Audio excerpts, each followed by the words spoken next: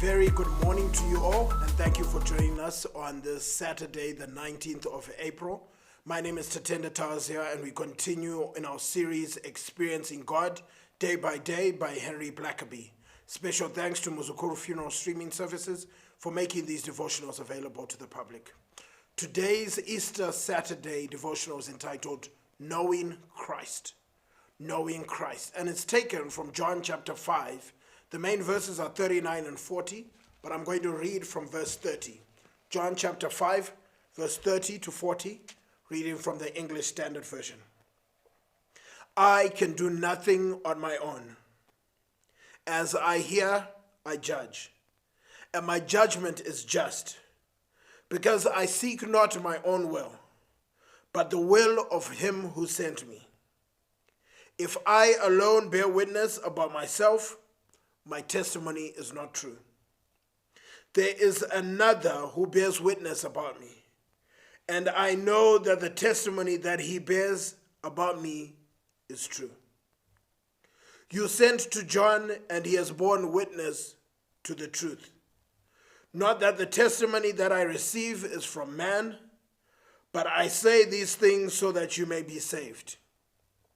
He was a burning and shining lamp, and you are willing to rejoice for a while in his light. But the testimony that I have is greater than that of John. For the works that the Father has given me to accomplish, the very works that I am doing, bear witness about me that the Father has sent me. And the Father who sent me has himself borne witness about me.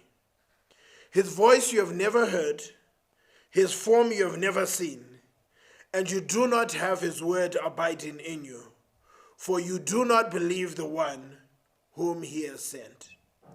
You search the scriptures because you think that in them you have eternal life.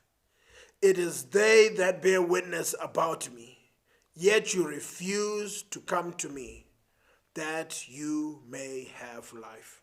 You search the scriptures, for in them you think you have eternal life, and these are they which testify of me.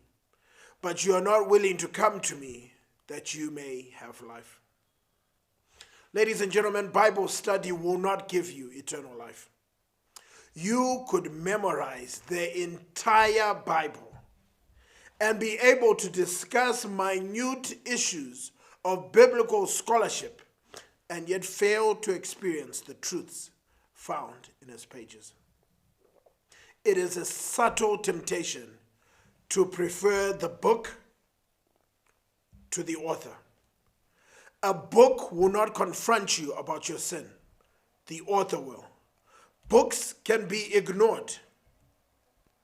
It is much harder to avoid the author when he is seeking a relationship with you.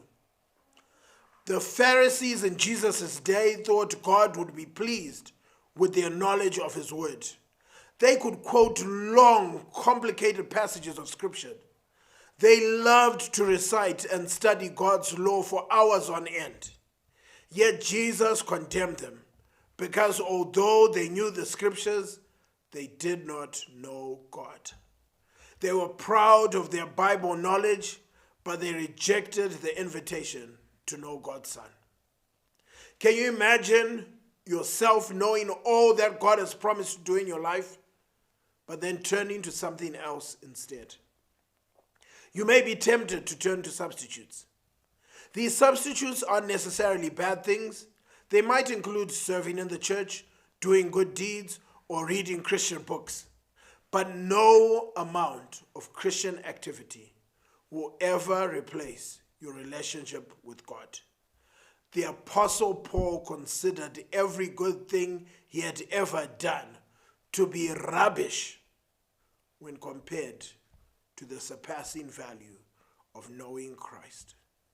Never become satisfied with religious activity rather than a personal, vibrant, and growing relationship with Jesus Christ.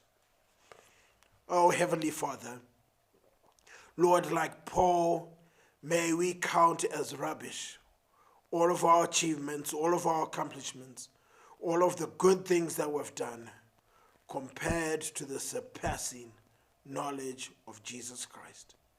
Lord, may that cover all things. May that guide us. May that lead us. Lord, it's not enough just to know Bible study and to read the scriptures. But Lord, we need to put it to memory and commit it to our hearts. Lord, I pray that we'll not just be hearers of the word, but doers of your word. Teach us to pray, O Lord. Teach us to follow your word. Teach us to meditate on your word day and night, but put into practice that which you have for us.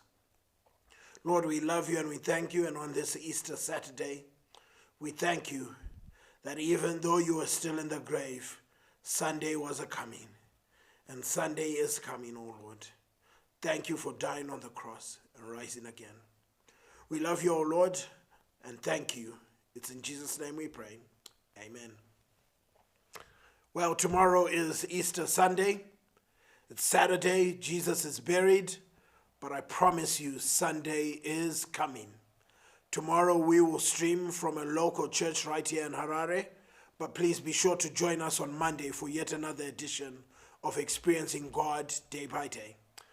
Thank you so much and hope you have an incredible Resurrection Sunday. We'll see you on Monday.